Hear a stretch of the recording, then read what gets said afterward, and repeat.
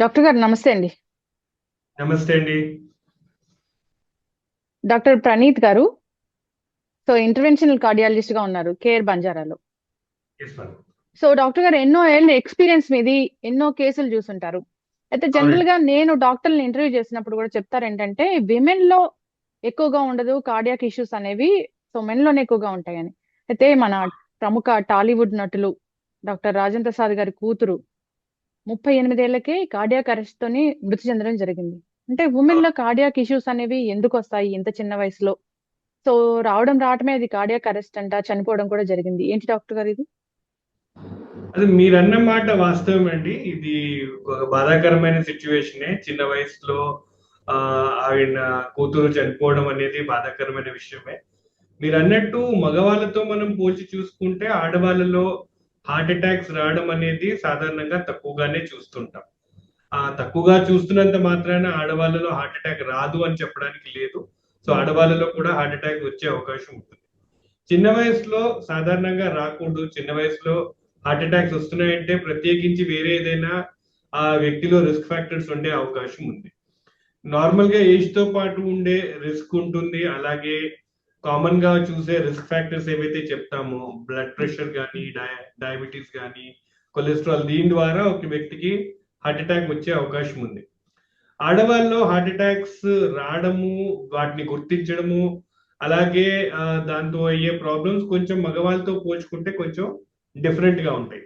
ఉమ్, ముఖ్యంగా first thing మనం చూస్తే ఆడవాళ్ళలో హార్ట్ అటాక్స్ అనేవి మిస్ అయ్యే అవకాశాలు ఫస్ట్ గా మనం చూస్తుంటాం. ఏదైతే సాధారణంగా చెప్పే సిమ్టమ్స్ ఏవైతే ఉన్నాయో, చెస్ట్ పెయిన్ కానీ, బ్రీదింగ్ డిఫికల్టీ కానీ, చెమటలు పట్టడం కానీ, ఈ సిమ్టమ్స్ అనేవి ఆడవాళ్ళలో కొంచెం క్లాసికల్ గా ఉండకపోవచ్చు. వీళ్ళలో కొంచెం వేగ్ సిమ్టమ్స్ ఉంటాయి. ఏదో అలసిపోవడం కానివ్వచ్చు, లేదా ఏదో లాగుతుందని కానివ్వచ్చు, అండ్ అదర్ ఇష్యూస్ కూడా ఉండడం వల్ల ముందు ప్రాబ్లమ్ ని ఐడెంటిఫై చేయడంలో కొంచెం డిలే అయ్యే అవకాశం ఉంది. ఏటిపికల్ ప్రెజెంటేషన్స్ అంటాము. వీటి ద్వారా డయాగ్నోస్ చేసే ప్రాబ్లం ఒకటి ఉండొచ్చు. అండ్ ఇన్ జనరల్ గా కూడా కొంతమందిలో నెగ్లెక్ట్ కొంచెం చూస్తూ ఉంటాము. ఆడవాళ్ళు సాధారణంగా ముందుకు రారు ప్రాబ్లమ్స్ ని బయట పెట్టడానికి, లేదా చెప్పినా వాటిని అంత సీరియస్ గా తీసుకోకుండా కొట్టిపడే ద్వారా కూడా కొంచెం డిలే ఇన్ డయాగ్నోసిస్ అయ్యే అవకాశం ఉంది. ఓకే. సెకండ్ థింగ్, ఒకసారి హార్ట్ అటాక్ వచ్చినప్పుడు ఆ ఆ మగవాళ్ళలో తో పోల్చుకుంటే ఆడవాళ్ళలో సీరియస్ అయ్యే అవకాశాలు కూడా ఎక్కువ ఉన్నాయి. అంటే కాంప్లికేట్ అవడం కానివ్వండి, అలాగే చనిపోయే ప్రమాదం కూడా మగవాళ్ళతో పోల్చుకుంటే ఆడవాళ్ళలో కొంచెం ఎక్కువగా రిస్క్ ఉంది. సో అందుకే ఆడవాళ్ళలో హై ఇండెక్స్ ఆఫ్ సస్పిషన్ పెట్టమని చెప్తాము. అండ్ వాళ్ళలో ఈక్వల్లీ అగ్రెసివ్ గా ట్రీట్ చేయమని కూడా మనం ఫాలో అవుతూ ఉంటాం. మీరు అడిగిన క్వశ్చన్ లో ఇప్పుడు ఆడవాళ్ళలో హార్ట్ అటాక్ ఎందుకు వచ్చింది? వాళ్ళకి సాధారణంగా రాకూడదు కదా, బట్ అయినా కానీ హార్ట్ అటాక్ వస్తుంది అంటే వాళ్ళలో కొన్ని అడిషనల్ రిస్క్ ఫ్యాక్టర్స్ ఉండొచ్చు. దానివల్ల హార్ట్ అటాక్ ఇంక్రీజ్ అయ్యే అవకాశం ఉంది. ఆడవాళ్ళలో ప్రత్యేకించి ఉండే కామన్ థింగ్, మనం మగవాళ్ళతో డిఫరెంట్ గా చూస్తే వీళ్ళలో ఉండే hormone related issues. So normal గా ఈ ఎస్ట్రోజన్, ప్రొజెస్ట్రోన్ అనే హార్మోన్స్ ఏవైతే ఆడవాళ్ళలో ఉంటాయో, ఇవి మెన్స్ట్రల్ సైకిల్స్ ని రెగ్యులర్ గా ఉండడానికి, చైల్డ్ బర్త్ లో అలాగే హెల్ప్ చేయడానికి అవుతుంది. ఈ హార్మోన్ బ్యాలెన్స్ అనేది చాలా డెలికేట్ గా ఉంటుంది. ఈ బ్యాలెన్స్ కొంచెము ఏదైనా గడబడైతే ఈక్వల్లీ హార్ట్ అటాక్ కానీ, బీపీ కానీ వచ్చే ప్రమాదం పెరుగుతుంది. సో ఏదైతే విమెన్ కి ఈ హార్మోన్ బ్యాలెన్స్ ప్రాబ్లం ఉంటుందో, లైక్ కామన్ గా చూసే problem polycystic ovarian disease, PCOD అంటారు. లేదా ఇంకేదైనా ఓవరీ రిలేటెడ్ ప్రాబ్లం ఉన్నా, మెన్స్ట్రల్ ఇర్రెగ్యులారిటీస్ ఉన్నప్పుడు వీళ్ళలో ఈ హార్మోన్ ఇంబ్యాలెన్స్ రావడం బట్టి వీళ్ళకి ఇలాగే హార్ట్ అటాక్, స్ట్రోక్ వచ్చే రిస్క్ పెరుగుతుంది. Okay.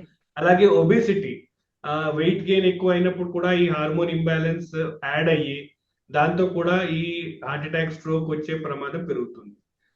And finally pregnancy related problem ఉన్నప్పుడు, ఏదైతే విమెన్ ప్రెగ్నెంట్ అయినప్పుడు ప్రెగ్నెన్సీ పీరియడ్ లో వాళ్ళకి బీపీ డయాగ్నోజ్ అయినా, ప్రీ ఎక్లాంప్సియా లేదా ప్రెగ్నెన్సీ ఇండ్యూస్ హైపర్ టెన్షన్ అంటాము. అలాగే ప్రెగ్నెన్సీతో పాటు అసోసియేట్ అయ్యే డయాబెటీస్, జెస్టేషన్ డయాబెటీస్ మెలిటస్ అంటాం. ఇలాంటి సందర్భం ఉన్న వాళ్ళు కూడా తర్వాత ప్రెగ్నెన్సీ పీరియడ్ దాటిన తర్వాత కూడా వీళ్ళకి హార్ట్ అటాక్ లేదా స్ట్రోక్ వచ్చే రిస్క్ ఎక్కువ అవుతుంది. సో ఈ వేరియస్ రిస్క్ ఫ్యాక్టర్స్ యాడ్ అయినప్పుడు ఆడవాళ్ళలో కూడా సాధారణంగా చూడని రిస్క్ మనం పెరుగుతుంది. అండ్ తద్వారా వచ్చే ప్రాబ్లమ్స్ మనం చూస్తున్నాం. అంటే డెలివరీ తర్వాత కూడా ఈ ఇష్యూస్ అనేవి వచ్చే అవకాశం ఉంటుందా డాక్టర్ గారు? ఏ వ్యక్తికైతే ప్రెగ్నెన్సీ పీరియడ్ లో బీపీ వచ్చినప్పుడు తర్వాత వాళ్ళకి మళ్ళా బీపీ వచ్చే రిస్క్ అనేది ఉంటుంది. సో ప్రెగ్నెన్సీ దాటిన తర్వాత కూడా వాళ్ళు బీపీని మానిటర్ చేసుకోవాల్సిన అవసరం ఉంటుంది. అన్ఫార్చునేట్లీ అది చెక్ చేయనప్పుడు బీపీ అలాగే ఉండి అది కంటిన్యూస్ గా దాని ప్రభావం కనిపించి ఇలా హార్ట్ అటాక్ కానీ స్ట్రోక్ లాగా అది బయటకు వచ్చే అవకాశం ఉంది. సో ఏదైతే ప్రెగ్నెంట్ గా ఉన్నప్పుడు బీపీ లేదా షుగర్ డయాగ్నోజ్ అయినప్పుడు వాళ్ళు తర్వాత కూడా ప్రెగ్నెన్సీ పీరియడ్ దాటిన తర్వాత కూడా అప్పుడప్పుడు మానిటర్ చేసుకోవడం అనేది ఇంపార్టెంట్. అండ్ ఒకవేళ వాళ్ళకి ఆ బీపీ కానీ షుగర్ కానీ తెలిస్తే వాటిని కంట్రోల్ చేయడం ద్వారా ఇలాంటి కెటాస్ట్రోఫీ అవ్వకుండా మనం ప్రివెంట్ చేసే అవకాశం ఉంటుంది. ఎస్. అయితే డాక్టర్ గారు ఇక్కడ చూస్తే 38 ఇయర్సేనండి, చాలా చిన్న వయసు, అదే బాధాకరంగా ఉంది. అవునండి, అవునండి. ఎస్. సో సో 38 ఇయర్స్ కి కోమార్బిడిటీస్ ఉండే అవకాశం ఉంటుందా డాక్టర్ గారు? జనరల్ గా చూస్తూ ఉంటారు, మీ దగ్గరికి ఎంతో మంది పేషెంట్స్ వస్తూ ఉంటారు కదా. అవునండి. సో కొర్నరీ ఆర్టరీ డిసీజ్ అన్నప్పుడు ఈ హార్ట్ అటాక్ ఏదైతే వస్తుందో గుండెకు అందించిన రక్తనాళాల్లో ఉండే ప్రాబ్లం, వీటిని మనం కొర్నరీ ఆర్టరీ డిసీజ్ అంటాం. ఈ కొర్నరీ ఆర్టరీ డిసీజ్ లో కూడా కామన్ గా చూసే ప్రాబ్లం కొలెస్ట్రాల్ అనేది డిపాజిట్ అయ్యి బ్లాకేజెస్ వచ్చి దాని ద్వారా వచ్చే హార్ట్ అటాక్. ఇది సాధారణంగా ఏజ్ తో పాటు చూస్తాము. ఆడవాళ్ళలో ఆర్ పర్టికులర్లీ యంగర్ పాపులేషన్ లో వేరే రకంగా కూడా రక్త సరఫరాలో ప్రాబ్లం ఉండే అవకాశం ఉంది. వీటిల్లో కొన్ని పారామీటర్స్ చూస్తే ఒకటి వాసోస్పాస్టిక్ యాంజైనా అంటాం. అంటే బ్లడ్ వెజల్స్ గట్టిపడిపోయినాయి ఆర్ కాంట్రాక్ట్ అయిపోవడం వల్ల కూడా బ్లడ్ సర్క్యులేషన్ కాసేపు అవ్వలేదు అండ్ దాని ద్వారా హార్ట్ అటాక్ వచ్చింది. రెండోది కార్నరీ ఆర్టరీ డైసెక్షన్ అంటాము. బ్లడ్ వెజల్స్ లోనే చీలికిపోవడం వల్ల కూడా బ్లడ్ సర్క్యులేషన్ సరిగ్గా అవ్వలేదు, దాని ద్వారా కూడా కొంచెం ఇబ్బంది ఉండే ఉంటుంది. అలాగే మైక్రోవాస్కులర్ యాంజైనా అంటాము. పెద్ద బ్లడ్ వెజల్స్ కాకుండా చిన్న చిన్న బ్లడ్ వెజల్స్ లో కూడా ప్రాబ్లం రావడం ద్వారా కూడా దాని ద్వారా కూడా హార్ట్ అటాక్స్ లాగా వచ్చే అవకాశం ఉంది. సో ఒక వ్యక్తికి కొర్నరీ ఆర్టరీ డిసీజ్ రావడంలో మేజర్ గా చూసేది మనము కొలెస్ట్రాల్ రిలేటెడ్ ఇష్యూ అయినప్పటికీ ఈ చిన్న వాళ్ళల్లో అదర్ రీజన్స్ ద్వారా కూడా హార్ట్ అటాక్ వచ్చి అవుట్కమ్ ఆర్ దాంతో ఉండే నష్టపరిహారం ఏదైతే ఉందో అదంతే ఇబ్బంది పెడుతుంది. లైక్ దాంతో ప్రాణాపాయ ప్రమాదం కావచ్చు, అలాగే హార్ట్ ఫెయిల్యూర్ కానీ వేరే ప్రాబ్లం కూడా ఉండే అవకాశం ఉంది. హార్ట్ అటాక్ వచ్చిన తర్వాత కార్డియాక్ అరెస్ట్ అవుతుందా, లేదంటే డైరెక్ట్ కార్డియాక్ అరెస్ట్ అవుతుందా అండి? సాధారణంగా హార్ట్ కి ఏదో రూపంలో దెబ్బ తగిలినప్పుడు కార్డియాక్ అరెస్ట్ అవుతుంది. ఆ కార్డియాక్ అరెస్ట్ రావడానికి దెబ్బ ఏదైతే తగిలిందో దానికి most common reason heart attack. Heart attack కాకుండా కూడా గుండెకి దెబ్బ తగిలి దాని ద్వారా కూడా హార్ట్ అటాక్ అవ్వచ్చు. But 90% of the time most common reason ఒక వ్యక్తి కార్డియాక్ అరెస్ట్ అవ్వడానికి heart attack reason. Yes. Doctor గారు, ఇప్పుడు మీరు చాలా రకాల లక్షణాలు చెప్తూ ఉంటారు. ప్రీ సిమ్టమ్స్ ఇలా ఉంటాయి, ఆయాసం వస్తూ ఉంటుంది, చెమటలు పోస్తూ ఉంటాయి, గుండెల మీద బరువు పెట్టేసినట్లు ఉంటుంది అని అసలు ఎన్నో ఎపిసోడ్స్ లో చెప్పున్నారు మీరు. అంటే డాక్టర్ గారు, ఏ ఒక్క లక్షణం కూడా కనపడలేదా అంటారా ఈ కార్డియాక్ అరెస్ట్ అయినప్పుడు? ఏ ఒక్క లక్షణం కూడా కనపడలేదా? లక్షణాలు ఉంటాయి. ఆ లక్షణాలని మనం ఎంత ఎఫెక్టివ్ గా ఐడెంటిఫై చేసాము అండ్ ఈక్వల్లీ వాటిని మనము పరిగణంలోకి తీసుకున్నాం అనే దాన్ని బట్టి ఉంటుంది. ఇందాక చెప్పినట్టు క్లాసికల్ గా ఒకవేళ చెస్ట్ పెయిన్ కానీ బ్రీదింగ్ డిఫికల్టీ, చెమటలు పట్టడము, లాగడము లాంటి సిమ్టమ్స్ ఉంటే అందరూ అలర్ట్ అవుతూ ఉంటారు. బట్ కొన్నిసార్లు ఈ సిమ్టమ్స్ అలాగే రావాలని గ్యారంటీ లేదు. కొన్నిసార్లు వేగ్గానే ఉండొచ్చు. నాకేదో ఒంట్లో బాగాలేదు, లేదా కొంచెం వామిటింగ్ సెన్సేషన్ లా ఉంది, లేదా కొంచెం అనీజీగా ఉంది, తినాలనిపించట్లేదు, ఇలాంటి వేగ్ సిమ్టమ్స్ లా కూడా ఒక్కోసారి రావచ్చు. అసిడిటీ రిలేటెడ్ ప్రాబ్లం 30% మంది ఏదైతే క్లాసికల్ గా అసిడిటీ, గ్యాస్ ట్రబుల్ అనుకుంటారో అది యాక్చువల్లీ అసిడిటీ కాదు, అది హార్ట్ అటాక్ కూడా అయ్యే అవకాశం ఉంది. సో ఆ వ్యక్తికి ఇలాంటి సిమ్టమ్స్ వచ్చినప్పుడు అది ఎసిడిటీ అనుకుని గ్యాస్ టాబ్లెట్ తీసుకోవడమో లేదా ఇంకేదైనా ఉపాయం ట్రై చేసి దాంతో నెగ్లెక్ట్ అయ్యే అవకాశం ఉంది. వెరీ రేర్లీ ఏమీ సిమ్టమ్స్ లేకుండా సడన్ గా హార్ట్ అటాక్ వచ్చే అవకాశం ఉంది. But majority more than 90% of the time ఏదో ఒక సిమ్టమ్స్ వస్తాయి. వాటిని మనం ఎంతవరకు ఐడెంటిఫై చేయగలిగాము అనే దాన్ని బట్టి ఉంటుంది. కొన్నిసార్లు ఇవి వేగ్గా రావడం ద్వారా మిస్ అయ్యే అవకాశం ద్వారా అన్నెసరీ డిలే ఇన్ ట్రీట్మెంట్స్ కూడా అయ్యే అవకాశం. ఎస్. ఏ కొంచెం డిస్కంఫర్ట్ గా అనిపించినా కానీ హాస్పిటల్కి వెళ్ళడం అయితే మంచిది. కరెక్ట్. సో ఎప్పుడైతే డౌట్ ఉందో మన బాడీ మనకి బాలేదు అని చెప్పినప్పుడు, డౌట్ వచ్చినప్పుడు ఆల్వేస్ ఒకసారి డాక్టర్ని సంప్రదించి, అండ్ బేసిక్ థింగ్ అట్లీస్ట్ ఒక ఈసీజీ తీయించుకున్నప్పుడు ఏంటంటే అట్లీస్ట్ 80-90% ఆఫ్ ద టైం ఇలాంటి మేజర్ ప్రాబ్లమ్స్ మనం రూల్ అవుట్ చేసుకోవచ్చు. ఎస్. అండ్ ఆ 10% of the time further test మనకు అవసరం ఉంటుంది. సో ఒకసారి డౌట్ ఉన్నప్పుడు బాడీ మనకి ఆ సంకేతాలు అందించినప్పుడు వాటిని రెస్పెక్ట్ చేసి ఒకసారి డాక్టర్ని సంప్రదించి అది నిజంగానే సీరియస్ దాన్ని లైట్ తీసుకోవచ్చా లేకపోతే ఇంకేదైనా దాన్ని ఇంపార్టెంట్ గా మనం చూడాలా అనేది ఒకసారి చేయించుకోవడం మంచిదండి. ఎస్ డాక్టర్ గారు, అందరూ అనుకునే విషయం ఏంటంటే ఈ కోవిడ్ వ్యాక్సిన్ తర్వాత, కరోనా తర్వాత ఇలాంటి డెత్స్ అనేవి ఎక్కువగా జరుగుతూ ఉన్నాయి, హార్ట్ అటాక్స్ అనేవి, కార్డియాక్ అరెస్ట్లు అనేవి ఎక్కువగా ఉంటున్నాయి అని అంటున్నారు. దీనిలో వాస్తవం ఎంత? సో ఆ క్వశ్చన్ కి answer both yes and no కిందే చెప్పాలి. ఎస్ ఎందుకు అంటే కోవిడ్ వచ్చిన వాళ్ళల్లో ఈ లాంగ్ కోవిడ్ సిండ్రోమ్ అనేది చూస్తున్నాం. కోవిడ్ మనం చూసాము, అది ఒక ఇన్ఫెక్షన్ వచ్చి బాడీలో ఉన్న ఇమ్యూన్ సిస్టమ్ ని అది దెబ్బతీస్తుంది. సో ఆ ఇన్ఫ్లమేషన్ అనేది బాడీలో ఉండడం ద్వారా బ్లడ్ కొంచెం చిక్కబడి బ్లడ్ క్లాట్ అయ్యేది మనం చూస్తూ ఉన్నాం. కోవిడ్ నుంచి రికవర్ అయిపోయినప్పటికీను చాలా మందిలో ఆ ఇన్ఫ్లమేషన్ అలాగే ఉండిపోయి అది లాంగ్ కోవిడ్ సిండ్రోమ్ గా మారింది. సో ఆ ఇన్ఫ్లమేషన్ అలాగే ఉన్నప్పుడు వాళ్ళ బ్లడ్ ఇంకా చిక్కగానే ఉండి ఈ బ్లడ్ క్లాట్స్ ఫామ్ అయ్యి ఆ క్లాట్స్ ఫామ్ అవడం ద్వారా హార్ట్ అటాక్ వచ్చే మాట వాస్తవం. ఎస్. అయితే అందరికీ ఆ లాంగ్ కోవిడ్ సిండ్రోమ్ ఉండే అవకాశం ఉందా అంటే దాన్ని ప్రత్యేకించి మనం పరీక్షలు చేసుకుంటే గానీ తెలియదు. అయితే కోవిడ్ వచ్చి కూడా ఇప్పుడు 3 ఏళ్ళు దాటింది. చాలా మంది కోవిడ్ నుంచి రికవర్ అయ్యారు అండ్ దాని నుంచి కంప్లీట్ గా రికవర్ అయిపోయారు. So long Covid syndrome theoretically ఉన్నప్పటికీ ప్రాక్టికల్లీ నాన్ ఎగ్జిస్టెంట్ గానే చెప్పాలి. ఎక్సెప్షనల్ కేసెస్ లో కొందరిలో ఇన్ఫ్లమేషన్ ఇంకా కంటిన్యూ అవుతూ ఉంటే ఆ కంటిన్యూ అవడం ద్వారా ఈ హార్ట్ అటాక్స్ కానీ స్ట్రోక్స్ కానీ వచ్చే ప్రమాదం వాళ్ళలో ఉండే అవకాశం ఉంది. ఎస్. వ్యాక్సిన్ తీసుకున్న వాళ్ళలో ఈ ఇన్ఫ్లమేషన్ ని తగ్గే అవకాశం ఉంది. సో వ్యాక్సిన్ తీసుకోవడం ద్వారా మన ఇన్ఫెక్షన్ ని అరికట్టాము, అలాగే ఈ లాంగ్ కోవిడ్ ఉంచే ప్రాబ్లమ్ ని కూడా మనం రెక్టిఫై చేసాము.